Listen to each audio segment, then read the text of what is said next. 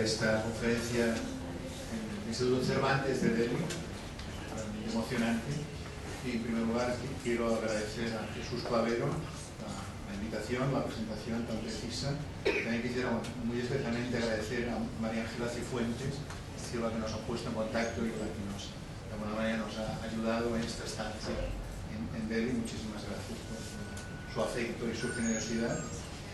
Y lógicamente también a todo el equipo de profesores de Muhammad Shakib y a la Jamia Emilia, con la que hemos hecho el proyecto, y al grupo ONG Qualshar.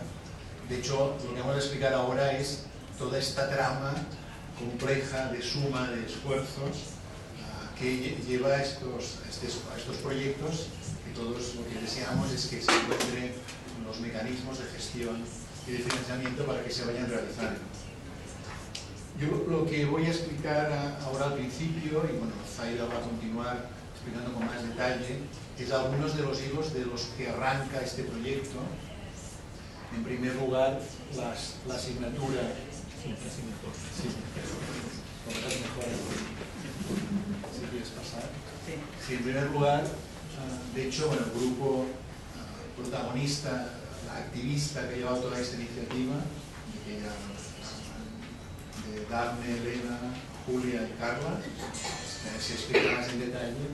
Digo que, si no me equivoco, se conocieron pero la iniciativa salió de esta asignatura de Arquitectura y Política, que es una asignatura que impartimos desde hace, esta es la cuarta edición, con Zaida Mushi, en la Escuela de Arquitectura de Barcelona. Es una asignatura optativa, está llena de estudiantes con esta inquietud de cuál es el papel social de la arquitectura, del arquitecto, cuáles son las cuestiones políticas que implica la arquitectura y el urbanismo. Esto es lo que quisiera explicar un poco al principio para situar el marco de este trabajo y algunas ideas de las que parte este trabajo. La política nos concierne a todos de una manera u otra, y la primera cuestión es que la arquitectura y el urbanismo, la arquitectura es desde los inicios, tiene siglos de historia. La arquitectura es para alojar, para simbolizar, para que la gente se reúna, trabaje, tiene un valor totalmente humano. Pero también la arquitectura muchas veces, esto el primero que lo dijo fue el poeta y escritor francés Georges Bataille en 1929, también escribió que la arquitectura es la expresión del poder, la arquitectura es para dominar. Ponía las catedrales góticas como ejemplo. La arquitectura es un elemento de poder para mostrar la potencia, el poder, la autoridad y silenciar a la sociedad, ¿no? Por lo tanto, la arquitectura ayuda, pero al mismo tiempo la arquitectura muchas veces lo que hace es consolidar la discriminación, las desigualdades, invertir mucho dinero en, por ejemplo, obras de la sociedad global y poco en las necesidades reales de las sociedades, de los barrios. Con el urbanismo pasa algo parecido. El urbanismo ya como ciencia, como manera de trabajar, como conocimiento, es más reciente. El proyectar ciudades es más ya del siglo XIX, propuestas como la del París de Haussmann o la propuesta de Cerdà en Barcelona. El urbanismo surge también de nuevo como algo para delimitar lo que es público, lo que son las calles, los sistemas de transporte, unas normas para que unos no invadan el espacio de los otros, etc. El urbanismo surge con una voluntad pública, política y social. Pero al mismo tiempo también el urbanismo siempre tiene esta otra parte, igual que la arquitectura, es también un elemento de poder, de dominio.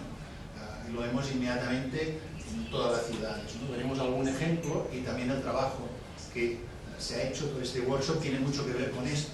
¿A quién se da el poder? ¿El urbanismo y la arquitectura? ¿A quién da el poder? ¿A los que lo tienen para que se consolide su dominio, o lo devuelven a las personas, a los barrios, a las mujeres, etc.? Por lo tanto, aquí tenemos estas imágenes que nos recuerdan que la arquitectura y el urbanismo pueden ayudar a la sociedad, pero también pueden ser elementos de dominio.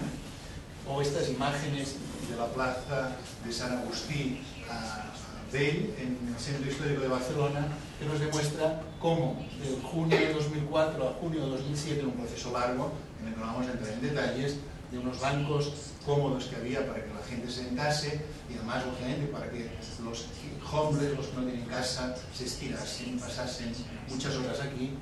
Poco a poco desaparece, no solamente desaparece, sino que en la misma iglesia donde se sentaba en los escalones se colocan estas chapas para que nadie se pueda sentar, ¿no? Digamos, aquí vemos, por lo tanto, como el urbanismo, que tendría esta misión de ayudar, de hacer de moda, ser eco-friendly, digamos, tan amable, ciudadano, etc., muchas veces lo que hace es discriminar, ejercer el poder de una manera dura para aquellos que son los más vulnerables. Así. Entonces, bueno, nuestra asignatura va sobre esto, es más compleja, pero habla de la arquitectura y el urbanismo como elementos de poder o como elementos para empoderar y ayudar a la sociedad. También, lógicamente, los estudiantes y los profesores a los que invitamos, profesores y profesoras, tienen una posición activista frente a la sociedad, un activismo, un pensamiento que tiene distintas raíces, pero que sin duda las tiene también el pensamiento de los años 60, el pensamiento, digamos, la filosofía, el pensamiento, el activismo, los movimientos sociales a lo largo de todo el planeta, que tienen la imagen más sofisticada y más bien creado el discurso del Mayo francés, pero que tienen muchos otros movimientos, algunos más, realmente más duros, más dramáticos, más fuertes, como en Latinoamérica, muchísimos, en Argentina, en Chile, que también, digamos, la experiencia socialista de Allende y el alzamiento militar, etc. O el caso de Tlatelolco, en México, que, digamos, es todo un movimiento social y estudiantil que culmina poco antes de la celebración de los Juegos Olímpicos y que es sometido a una durísima represión con docenas y docenas de estudiantes y también niños, niñas y personas muertas. Precisamente, cualquier historia, digamos, Bataille dice, no es casual que los franceses con la Revolución Francesa tomasen la Bastilla, ¿no? No es casual que los estudiantes mexicanos volvieran al centro de la ciudad, abandonasen la UNAM, la Politécnica, que estaban fuera, volvieran a conquistar el centro, el Zócalo, o volvieran al barrio más popular, más organizado, que es Tlatelolco, y fuera ahí donde se hicieron las últimas manifestaciones y hubiera la represión brutal. Sí. Por lo tanto, bueno, nuestra asignatura se basa en esto, en cuál es el papel social de los arquitectos, cómo se han de reinventar, se han ido reinventando cada vez, y hoy más que nunca con la crisis, han de buscar nuevas maneras de hacer, de cooperación, rehabilitación, etcétera, etcétera. Y cómo, también otra cosa que explicamos, es cómo lo que se hace, lo que se realiza en la ciudad, en la arquitectura, no es lo natural, no es algo que venga dado, sino que cada sociedad lo decide y es el resultado de intereses, de fuerzas, de poderes, de campos de fuerzas, de luchas, en las cuales sale un resultado que no está escrito, que dependerá, digamos, de esta coalición de fuerzas entre los vecinos y vecinas, los técnicos, la administración, las leyes, los que tienen las inversiones, etc. Por lo tanto, recordar que ha habido muchas propuestas de los socialistas utópicos, como Fourier, realizadas en el Ministerio de Baudin, que hoy funciona en Bélgica, siguiente, o alternativas, como hay muchas alternativas que en principio se olvidan, se marginan, no se visibilizan, pero está lleno de alternativas en todo el mundo, en Latinoamérica hay muchísimas, en Europa hay menos, Europa es un continente, todos estamos apretados, tiene mucha historia, todo está casi bastante decidido, ¿no? Pero también hay experiencias como Cristiania en Copenhague, donde desde el 71 viven unas 1000 personas que han pasado por una experiencia de autogestión, de crear un espacio libre, anarquista, que no sigue las leyes, digamos, del resto de Europa. La siguiente. Por lo tanto, intentamos explicar esto, ¿no? Cómo hay muchas alternativas y se han de ir reinventando, porque se han de inventar, pero además se han de replantear en función de una historia que a veces no se conoce como la de las propuestas utópicas. Y luego también en lo que insistimos es en la función ética de los arquitectos. E intentamos ver de dónde arranca. Arranca, desde nuestro punto de vista, con Ruskin y Morris, William Morris, arranca con el pensamiento angloamericano, los arts and crafts, la defensa de la artesanía frente a la imposición de la industrialización. Arranca muy claramente en estos que son los primeros, John Ruskin sobre todo y William Morris, que relacionan por primera vez las formas, el diseño, el trabajo de los técnicos con la felicidad de las sociedades. Son los primeros que dicen, en relación con el marxismo, que pides un cambio social y económico, también dicen, además de haber un cambio en el diseño, en las formas, en las costumbres, un cambio estético y cultural complementario. Y son los primeros que relacionan, por lo tanto, el trabajo de arquitectos, diseñadores, etcétera, con la felicidad de las sociedades y hablan por primera vez de que los diseñadores y arquitectos tienen una función social y han de cumplir con unos criterios, ¿no?, morales como los que definirán Ruskin y Morris. Morris, además, de una manera aún bastante sencilla, etcétera, se compromete con una sociedad socialista, organiza todo un mundo de artesanos y artesanas para resistir la transformación industrial de Inglaterra. Cito estas referencias porque yo creo que son referencias internacionales que son muy fructíferas y son también muy didácticas para estar en Delhi y hablar en Delhi, ¿no? No puedes pasar. Porque, bueno, como sabéis, el gran mito, la gran referencia, ¿no?, que es Gandhi en la historia de la independencia de India, yo diría que la persona que más ha sabido crear un discurso en el siglo XX, es un honor de India haber tenido diría que la persona que ha creado un discurso, casi una religión, ¿no?, contemporánea. Gandhi se formó en Inglaterra, estudió, como sabéis, abogacía en Inglaterra, se formó, y él siempre escribía que él se inspiraba en John Ruskin, que John Ruskin era el que le había dado la clave de que se tenía que resistir el dominio, la imposición de la industria, lo que hacía reducir lugares de trabajo en la artesanía, quitar trabajo a la gente formada y reducirla a través de la máquina. Eso lo transmite Gandhi a la sociedad, intenta transmitirlo a la sociedad india. Como sabéis, Gandhi defendía el retorno a la estructura de los vilas, al trabajo artesanal, a la autosuficiente, una idea también un poco como de la ciudad Jardín del Jaguar, como la brote de City Wright, en esta línea, ¿no?, de un cierto autoabastecimiento, la calidad de vida de un village, de la gente que de alguna manera se autogestiona. Gandhi, como sabéis, no negaba los avances médicos ni técnicos, pero creía que India tenía que ser una India más, sobre todo, de craft, de artesanos, ¿no? Por lo tanto, vemos que estas cuestiones no son tan menores o tan de los diseñadores, sino que son cuestiones que tienen una gran trascendencia política y social. Entonces, si estudiamos Delhi, en Delhi encontramos dos propuestas urbanas orientadas por ingleses, lógicamente, a principios del siglo XIX, a principios del siglo XX, que son totalmente contrapuestas y nos demuestran de nuevo esto, cómo el urbanismo puede ser tan distinto. Si es un urbanismo que es la última imposición del colonialismo británico, que es la New Delhi, dejar la Old Delhi abandonada a su destino y hacer una Delhi nueva con un trazado totalmente arbitrario de grandes avenidas, de ejes, pasando una especie de trama Beaux-Arts en una ciudad llena de rotondas y de avenidas sin ningún sentido ni circulatorio ni ningún sentido de planificación. Este es un tipo de urbanismo periclitado, pero que sigue en cierta manera dominando.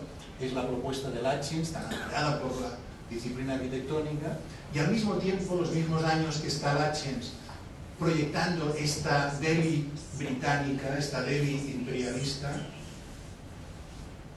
de grandes avenidas que no tiene nada en cuenta la ciudad existente, ni su escala, ni su modo de vida en absoluto.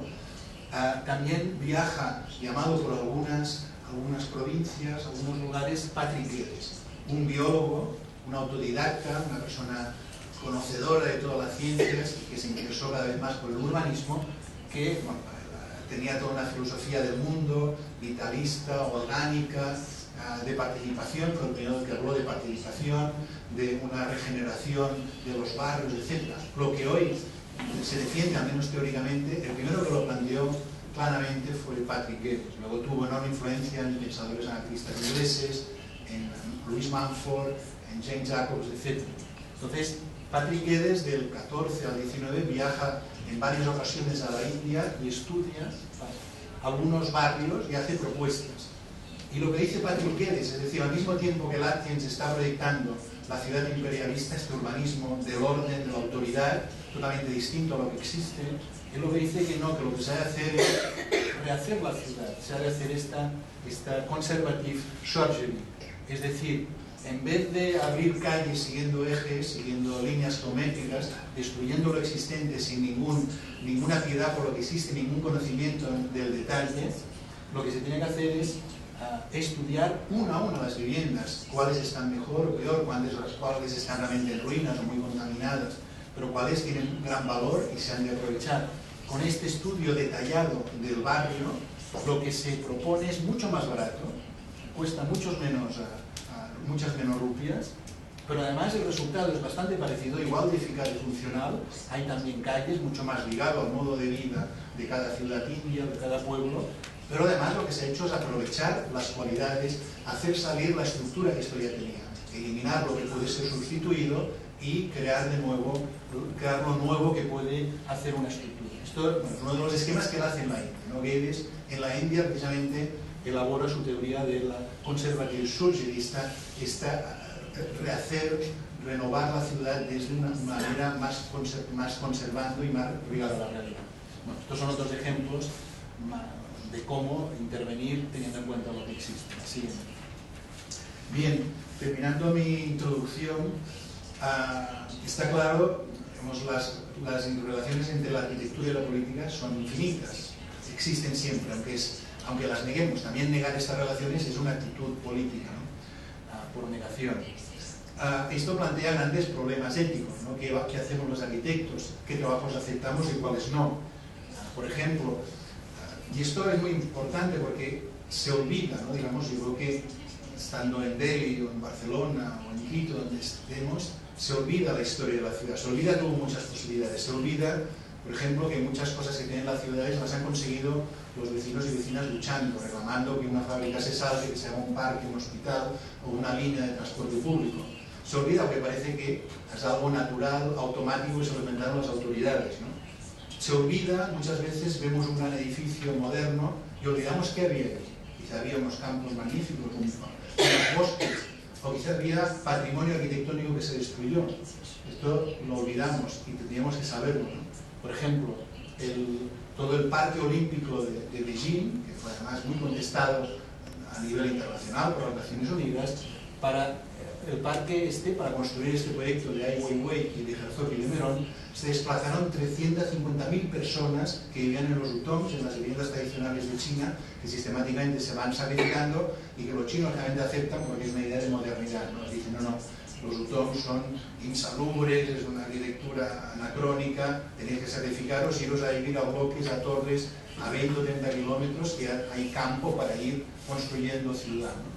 Pero digamos, es lícito para construir el Nido y los Juegos Olímpicos desplazar a 350.000 personas y en total para toda la operación de los Juegos Olímpicos de Beijing 1,5 millones de chinos que vivían en Beijing y son trasladados a 20 o 30 kilómetros. Bueno, pues no se lo tiene que preguntar, ¿no? De hecho, muchas ONGs y las mismas CORE, dentro de las mismas Sociedad de Naciones, hubo denuncias internacionales puestas por las evictions, por los desplazamientos, por los desalojos, no solamente abusivos, sino sin cumplir los protocolos que marcan las Naciones Unidas de cómo se han de hacer avisando, no de noche cuando llueve, etc.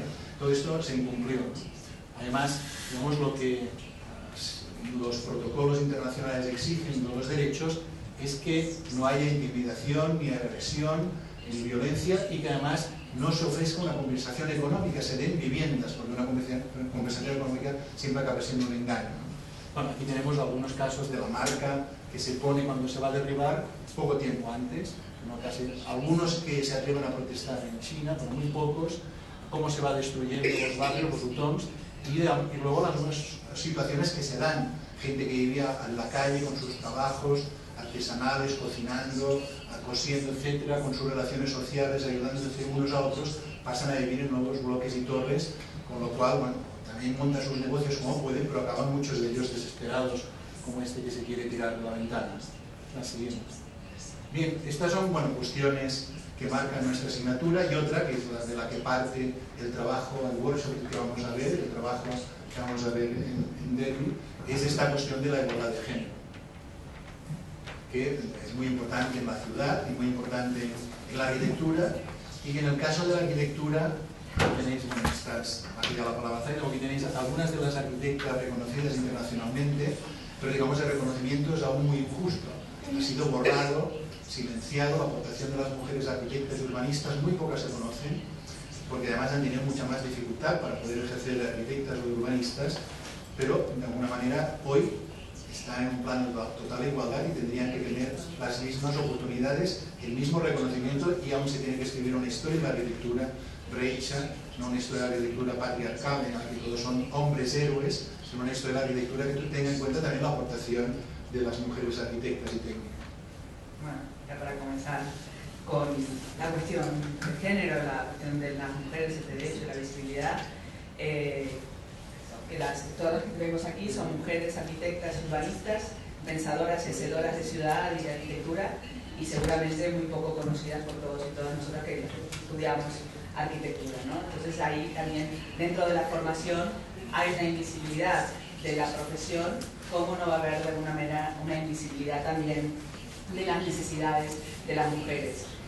También en el curso hablamos de esto bastante y también hacemos mención que no pasa solo en la arquitectura, ¿no? Que hay una invisibilidad de las aportaciones de las mujeres en todos los campos, y hacemos referencia a este grupo artístico, Guerrilla Girls, de los años 80, hacen su primera exposición en donde exhiben 100 artistas mujeres del mundo contemporáneo, para demostrar que las mujeres también hacen arte y también merecen ser reconocidas, ¿no? Ese es un grupo muy activista, muy importante, son llamadas en muchos sitios para trabajar en temas relacionados con arte y la política también, y de hecho ellas mismas cuando dan conferencias dan con esta máscara de colita precisamente para no ser identificadas, pero reivindicar claramente su posición. Son mujeres, pero no que se identifican como individualidad. Esta sería otra característica del feminismo. Otra de las cuestiones que también hemos hablado en el curso, y que lo vuelvo a comentar aquí, cómo, o sea, así como está invisible la mujer como productora de arquitectura, también qué imagen tenemos, cómo se construye la imagen de la mujer arquitecta y del hombre arquitecto a través de las publicidades en revistas técnicas de arquitectura. Entonces aquí vemos, para ofrecer el mismo servicio, el mismo producto, cómo el hombre es presentado como fiable, seguro, a quien yo le puedo confiar, mira de frente, y sin embargo la mujer está en una posición que es absurda. Obviamente, bueno, todo ello lleva a una cosa ridícula, se supone que es un poco sexy, pero desde luego nadie le va a encargar ningún trabajo a una mujer arquitecta, así que es su posición, digamos. Pero que no solo se atrae en la arquitectura, donde vemos esta construcción de roles, sino que la construcción de roles desiguales o de derechos desiguales se hace en todos los ámbitos, ¿no? Si uno está muy atento a cómo es representada la mujer en las publicidades, en las tapas de periódicos, en la misma televisión, ya sea a través de quiénes son noticias, ¿no? O sea, cuántas noticias protagonizadas por mujeres vemos, casi ninguna. Hay muchos estudios de este tipo. ¿Qué inversión pública se hace para actividades de mujeres, para actividades de hombres? En todo hay una gran desigualdad, ¿no? Pero esta construcción a través de las imágenes es muy importante porque de alguna manera también nos sitúa a las mujeres, nos va dando un lugar a las mujeres, ¿no? Ese es en el que tienes que estar o en el que estás mal, ¿no? Entonces, por ejemplo, esta imagen es una fotografía que ocupa más de la mitad de la portada de un periódico nacional del país. Como sabéis, en un periódico elegir una foto es una cuestión muy importante, o sea, no se elige de manera banal ni rápida, sino los titulares y las fotos es lo que se reúne toda la redacción a decidir, porque mayoritariamente leemos los titulares y miramos las fotos. Por tanto, allí entra una gran información. Entonces, aquí esta información realmente que nos está hablando de una mujer que está de alguna manera en un lugar de poder, porque es una mujer, vemos las piernas, digamos, ese es su valor, ¿no? Pero de alguna manera también está fuera de sitio, ¿no? También en este cónclave donde está ella. Esta mesa está pensada para que no haya mujeres, porque si no debería estar como la que estamos ahora, tapando el bajo, ¿no? No es inocente que la mesa esté al descubierto. Luego la publicidad en general, la mujer trabaja, que es una mujer súper tecnológica, pero a la vez es quien se encarga de sus hijos y a su vez tiene tiempo para mantenerse en línea y estar atlética, ¿no? O sea, ha de ser perfecta en todas las facetas que quiera hacer, ¿no? Si quiere trabajar muy bien, pero además ha de ser perfecta en todas las otras tareas. O esta, que es una imagen que acompaña una nota sobre los peligros que entraña el hogar para los niños y niñas, en donde cada espacio de la casa está representado con estos muebles de plástico, estos juguetes, para no representar precisamente ninguna clase, ninguna cultura, digamos, para intentar ser neutro, entre comillas. Pero resulta que tanta atención que prestan a no tener un discurso de clase o de cultura, no lo prestan en que siempre la persona adulta que está al cuidado de estos espacios es una mujer. Por tanto, el mensaje que mandan aquí es: tú puedes trabajar y hacer lo que quieras, pero si no estás en casa, lo que pasa a tus hijos es tu responsabilidad, ¿no? Por tanto, la culpa añadida a la independencia. Tú puedes ser independiente y hacer tu vida, pero serás la culpable si algo pasa. Por otro lado, en el mundo, las mujeres, si vamos a números, estos son datos del año 2004, no creo que hayan cambiado demasiado, las mujeres hacemos el 2/3 de las horas de trabajo del mundo, trabajo pagado, trabajo en la casa, pero de las horas que se trabajan, 2/3 son de las mujeres, producen más de la mitad del alimento mundial. Por otro lado, 2/3 de los infantes no escolarizados son niñas. Esta mujer gana el 10% de los ingresos mundiales cuando trabaja 2/3 de las horas mundiales. Hay grandes diferencias salariales, a igual o mejor preparación, menor paga para las mujeres en todo el mundo, con mayor o menor desproporción. Un 40 o 60% de asaltos sexuales son cometidos contra jóvenes, niñas menores de 16 años. Poseen menos del 1% de las propiedades inmobiliarias mundiales, cuando produce, por ejemplo, más de la mitad del alimento que contiene el mundo. Por tanto, hay aquí un proceso de explotación. Y por otro lado, constituyen el 70% de la población que vive en extrema pobreza. Dentro de los pobres también la mayoría son mujeres. Estos son datos para ver que en el mundo queda mucho por hacer y de qué manera podemos trabajar, incorporar estos datos. Hemos visto esta construcción de unos roles diferenciados, esta diferenciación económica, cómo lo trasladamos a la arquitectura y al urbanismo. Cuando hablamos de urbanismo en género, de lo que estamos hablando precisamente es de llevar la experiencia cotidiana de las mujeres a la planificación, como un dato para la planificación. La desigualdad de responsabilidades que tenemos hombres y mujeres respecto a los cuidados y al trabajo que hacemos diariamente, lleva a un uso distinto de la ciudad. Y esta ciudad, en general, si ha sido pensada, lo ha sido desde una perspectiva de hombre y de clase alta en general. Por tanto, otras experiencias, otras vidas, otras necesidades no quedan recogidas por la planificación. La falta de atención y reconocimiento de los gobiernos y la sociedad a las múltiples actividades que realizan las mujeres impide o disminuye el uso que de la ciudad hacen las mujeres. Y también hay una desigualdad de oportunidades, de derechos para acceder a recursos económicos. También por lo mismo, a más horas trabajadas, menos dinero, es menos posible un acceso a una independencia. Hay un trabajo que se ha hecho a nivel económico que se llama las cuentas satélites, que lo que hacen es contabilizar las horas que las mujeres dedican a ese cuidado invisible, a ese cuidado imprescindible para la vida de todos nosotros y nosotras. Y si en Cataluña se pusiera un valor a estas horas, representaría el 40% del PIB, del Producto Interior Bruto. En todos los países más o menos anda por eso o más. O sea, es muchísimo dinero que que las mujeres regalan a la sociedad. Y sin embargo la sociedad es muy poco atenta a incorporar las necesidades derivadas de estos cuidados y de las propias mujeres, es un poco dada a incorporar estas necesidades en la planificación. Pues se trata, cuando uno habla de urbanismo y género, de incorporar esta perspectiva, estas necesidades, para poder proyectar una ciudad que sea más inclusiva.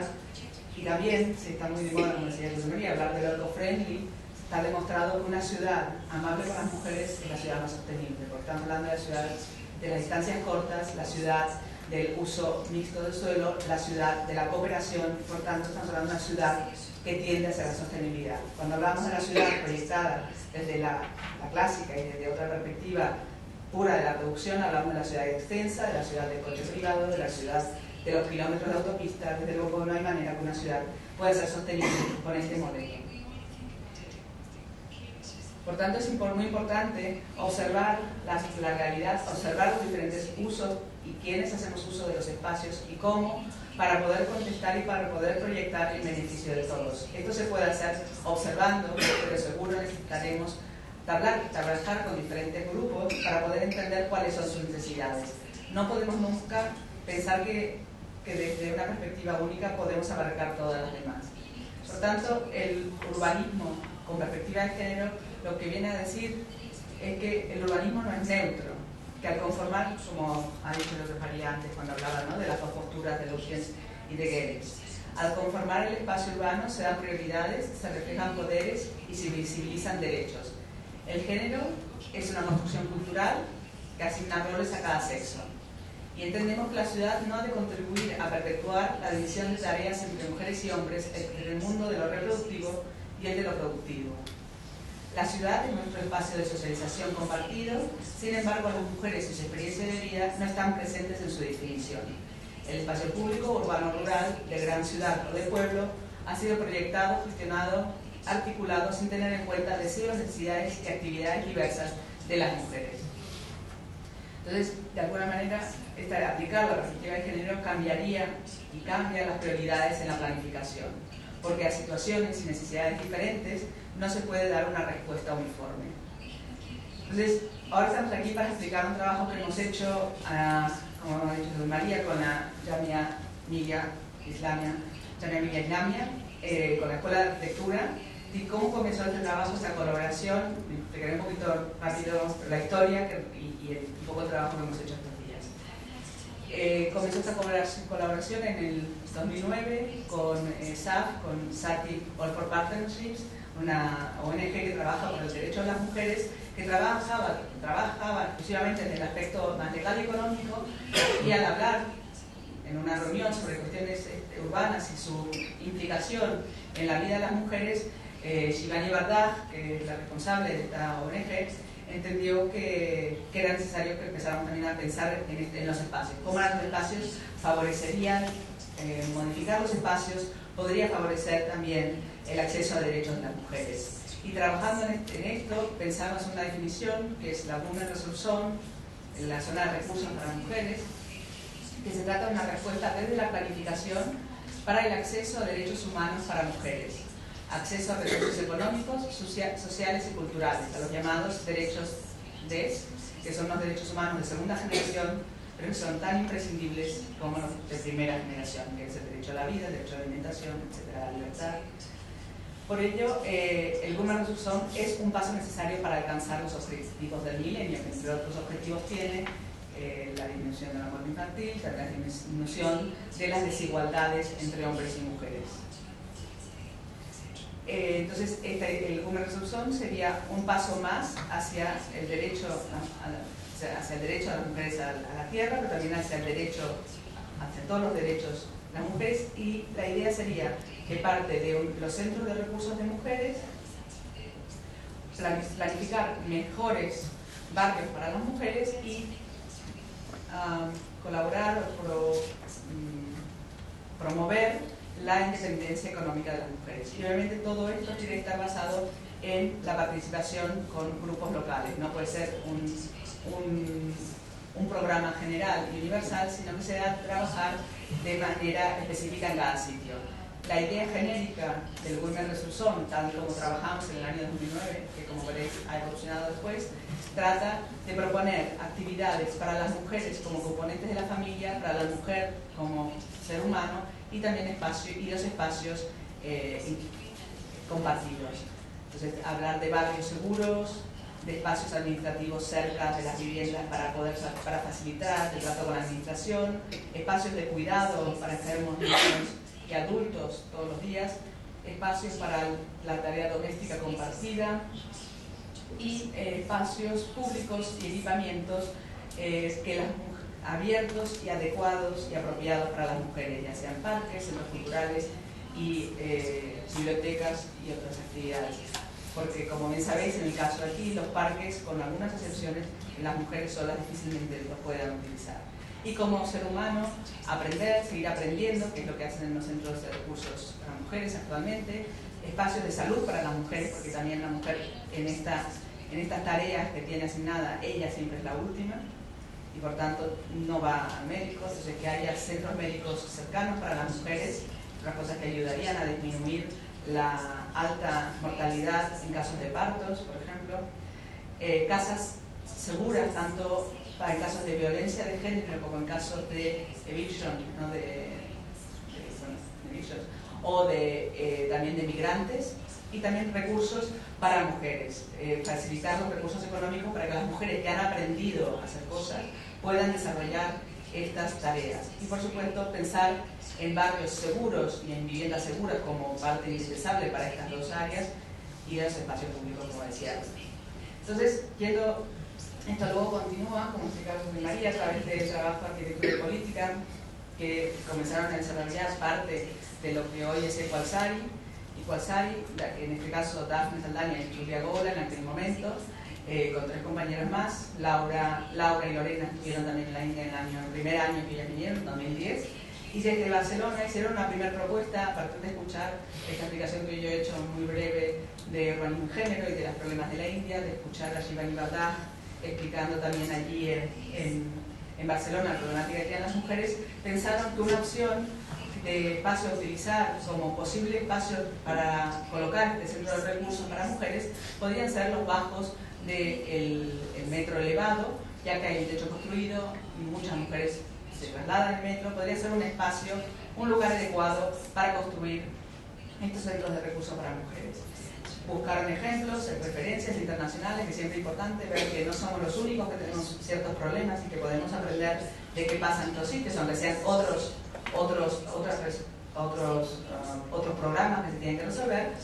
Y aquí el primer esquema que realiza este grupo respecto a cómo combinar estas actividades que estaban reflejadas en el gráfico, en el diagrama anterior, que tiene que tener un centro, zona de recursos para mujeres, sitios de aprendizaje, mercado, producción, administración, acogida, sitio seguro para mujeres, guardería y servicios sanitarios. Servicios sanitarios entendiendo tanto la parte médica como también los servicios de lavabos públicos, que es un gran problema porque la falta de lavabos públicos para mujeres en la ciudad lleva a que las mujeres todavía puedan usar menos la ciudad. Aquí hay los primeros dibujos, unos dibujos hechos a distancia, sin conocer la India, pero que tienen mucho interés en esta frescura de atreverse a pensar, a colocarse en una situación que aún no conocían. Aquí están ellas ahora, Daphne Saldaña, Elena Cardona, Julia Gola y Carla Más en este último viaje. Como decía, es la tercera vez que vienen a desarrollar una investigación que les lleva luego a su proyecto final de carrera para ser arquitectos. O sea que ellas en Barcelona están presentando sus proyectos finales con los trabajos de la India, o sea, y explican allí lo que han aprendido aquí. Y que han venido ya tres años seguidos.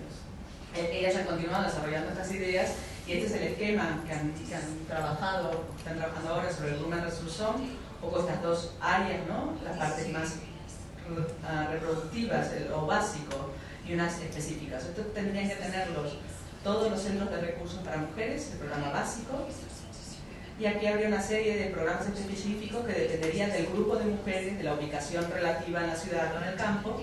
Y luego otra idea que han desarrollado, que es súper interesante cómo han logrado dibujarla, que es esta red, estos caminos seguros, esta red cotidiana, de cómo pensar cuáles son las calles, en el caso de una reforma urbana, que tenemos que mejorar. Nunca hay dinero para mejorar todo, pero cómo elegir las calles que son las que serán más efectivas, más eficientes, de cara a lograr un barrio más seguro y mayor independencia y libertad de movimiento para las mujeres.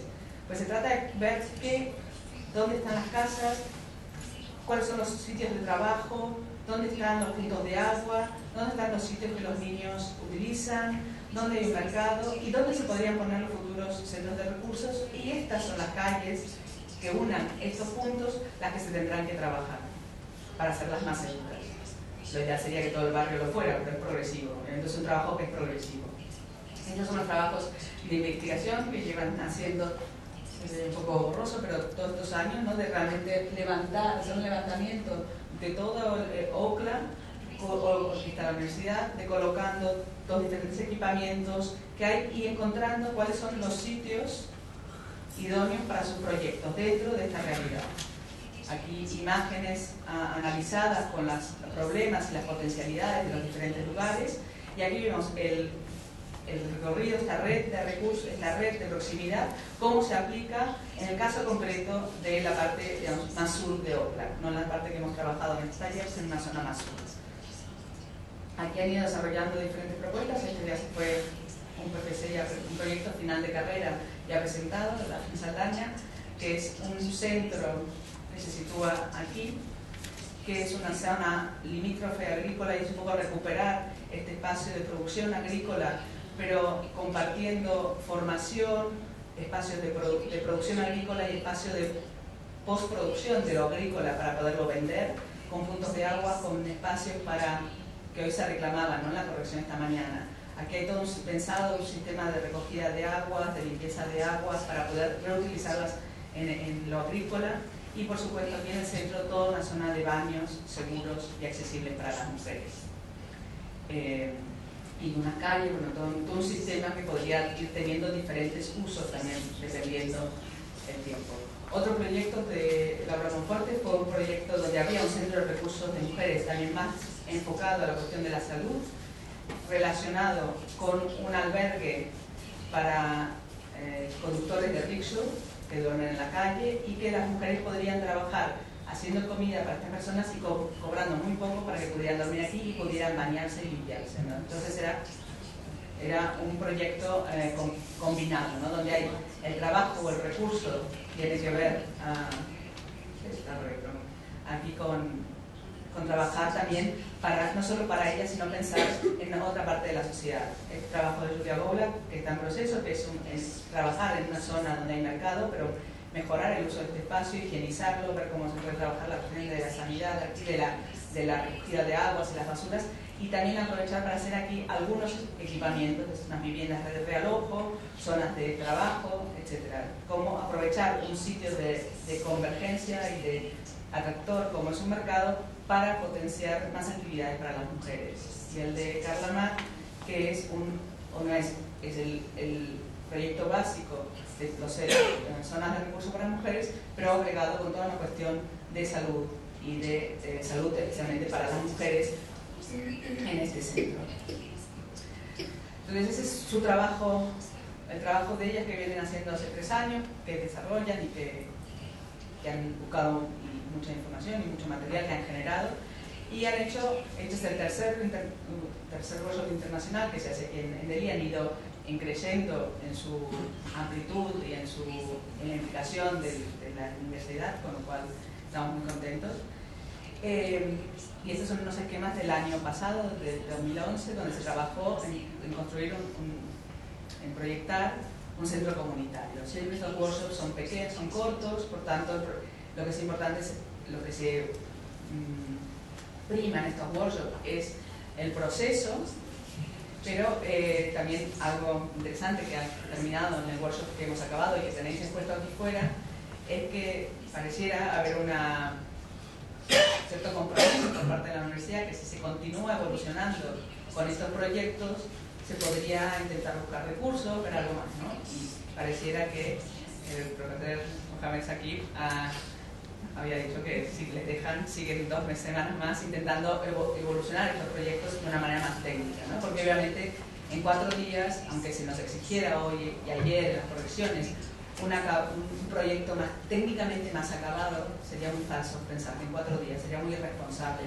pensar que en 4 días uno puede hacer un proyecto de arquitectura y urbanismo, ¿no? Hay ideas, hay proceso, hay una manera, un grupo que no se conocía que empezó a trabajar juntos, pero nunca se puede tener un proyecto en 4 días, ¿no? Es una gran irresponsabilidad pensar eso.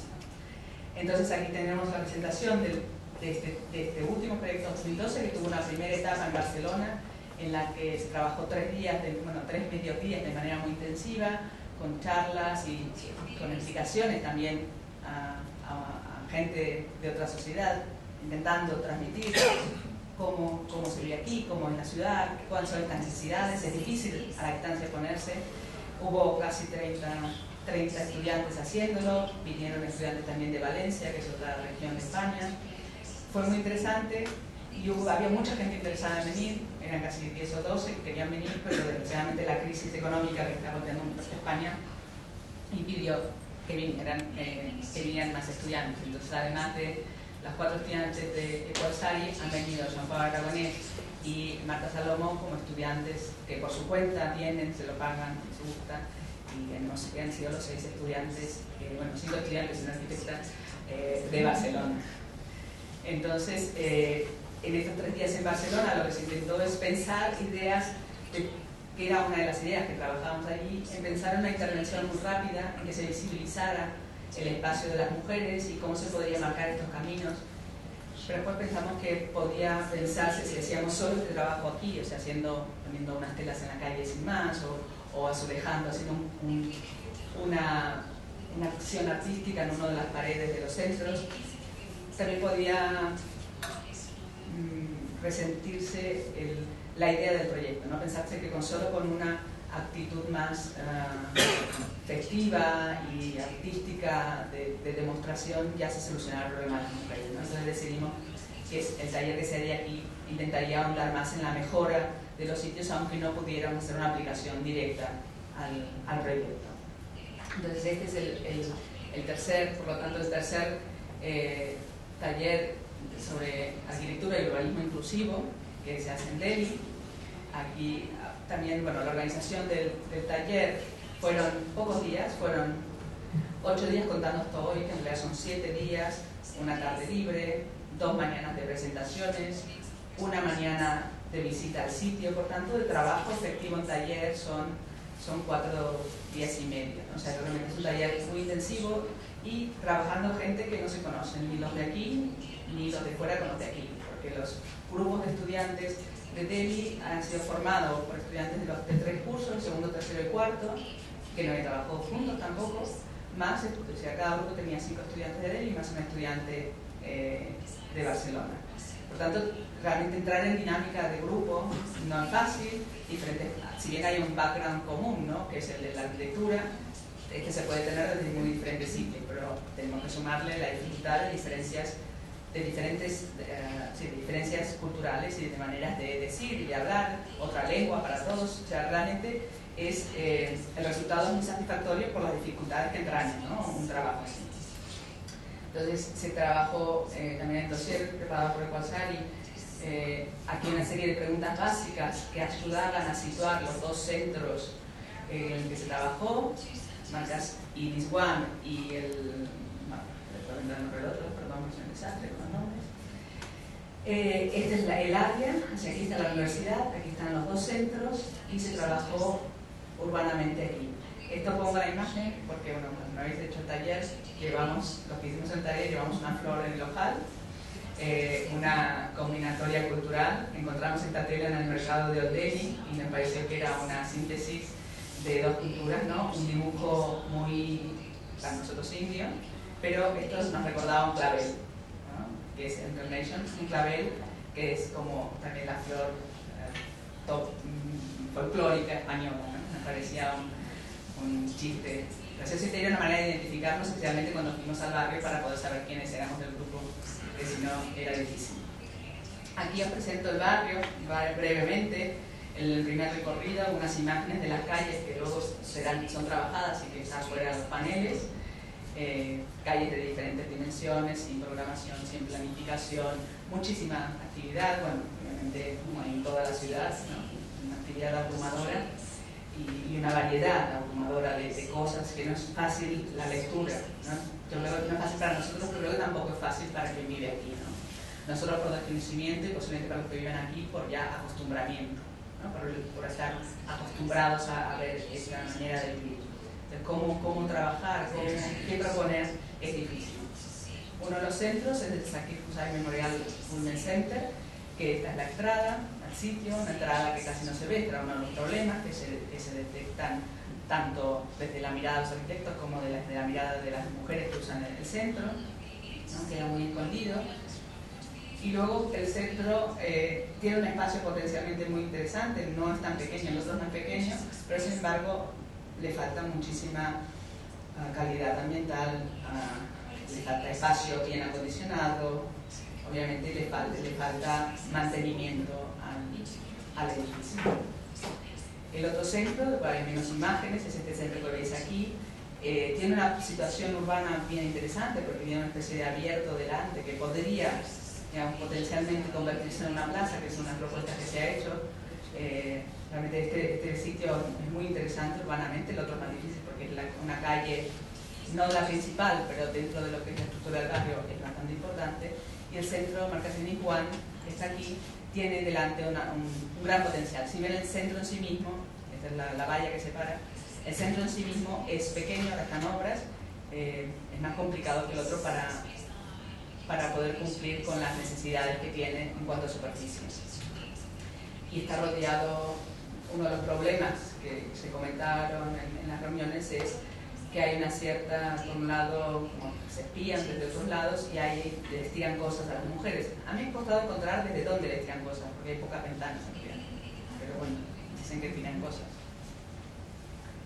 Y aquí veremos unas imágenes progresivas de los primeros días, las mesas más limpias, todos más serios, menos manos, y progresivamente el espacio de trabajo, que era la biblioteca de la Facultad de Arquitectura, se fue transformando y fue siendo ocupado en todos los sentidos por el trabajo, por las ganas, y realmente el último día había cosas por todos lados, que es la mejor manera de demostrar la actividad y el trabajo, ¿no? Ya todas las mesas eran ocupadas, no solamente algunas, y realmente había actividad desplegada por todos sitios, ¿no? Una de las últimas presentaciones, las presentaciones son por grupo, y detalles de una de las mesas de trabajo, como veis, muchas manos, ¿no? Por eso también una cosa que era difícil fue difícil de transmitir al jurado, James ayer y hoy, que por qué las entregas, por qué el trabajo está hecho de esta manera en collage y de esta manera no perfecta, precisamente porque es un proceso.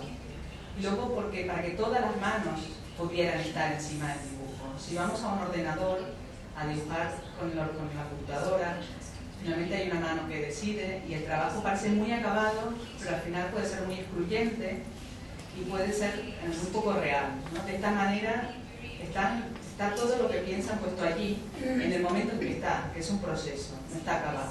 Y hay muchas, pero sin embargo, si esto se hubiera pasado en limpio para hacer la entrega hoy, se hubieran quedado en el camino muchísimas ideas que aquí están allí para seguirlas trabajando. Aquí es la presentación de ayer, casi a tiempo, media hora de retraso. Y este es hoy, la última presentación, que esta mañana se fue a un centro de mujeres y se les va a uno de los centros y se explicó primero a las mujeres y luego aquí era la presentación a pruebos que vino y que, a pesar de ser una corrección bastante dura, creo que finalmente positiva, ¿no? O sea, es difícil, siempre, como decía Bulbul, dar a los estudiantes, que Bulbul es la directora del Centro de Estudios de Mujeres de la Universidad de Llana y que ha apoyado este proyecto también, les recomendaba a los estudiantes de arquitectura que no se preocuparan ante ese tipo de correcciones porque, bueno, primero cuando viene un jurado viene a eso, viene a poner el dedo en la llaga, viene a decir lo que falta, porque si no, ¿para qué es un jurado? Y que los estudiantes lo han de tomar como parte del ejercicio, pero que no lo han de tomar mal, ¿no? Y que en todo caso es para luego sumar recomendaciones. Sí, bueno, para terminar yo quisiera hacer tres comentarios. Aquí en la exposición podréis ver estas ideas, con este énfasis en el proceso, en que haya muchas ideas, muchas manos pensando. Veréis que hay muchas muy buenas ideas que se pueden ir desarrollando, ideas a escala urbana dentro del barrio, reordenando el tráfico, creando nuevos espacios públicos, lugares amigables, luego ideas para reorganizar estos 2 centros de mujeres existentes en torno al patio, mejorando la calidad ambiental de este patio, cuando hay propuestas que pueden venir más adelante de presencia del agua, vegetación, de otras cuestiones, todos, etc. Aportaciones muy interesantes, como veréis, se han inventado una especie de piezas que dan a la calle, entre la calle y el patio, de venta, estas cintas para vender las cosas que se pueden producir y preparar dentro del centro, o también para que esté la crepes o la guardería, utilizando la tradición de los musharabis, de las cebosías, o propuestas de ventilación natural, ¿no? De crear patios, aprovechar las escaleras, chimeneas para potenciar la ventilación natural y la iluminación natural. Está lleno de ideas y de propuestas.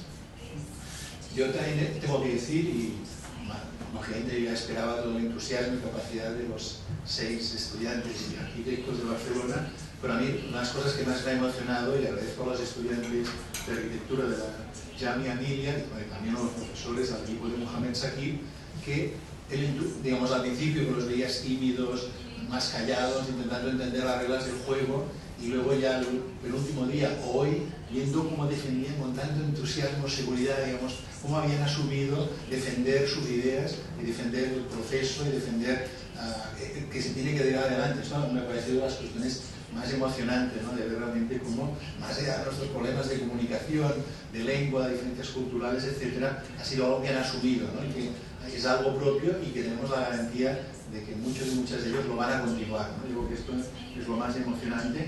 Y lo último es eso, ¿no? Digamos que es un proceso que ha tenido muchos pasos previos y que va a tener mucho más, ¿no? Lo que esperamos es que la Universidad Gianni Emilia, otras entidades, con el trabajo de los estudiantes de arquitectura de aquí, con la ayuda de algunos que se pueden quedar algún tiempo, que pueden volver, con las ONGs, etcétera, pues digamos se vayan realizando poco a poco, o no tan poco a poco, algunas de estas ideas que podéis ver en la exposición.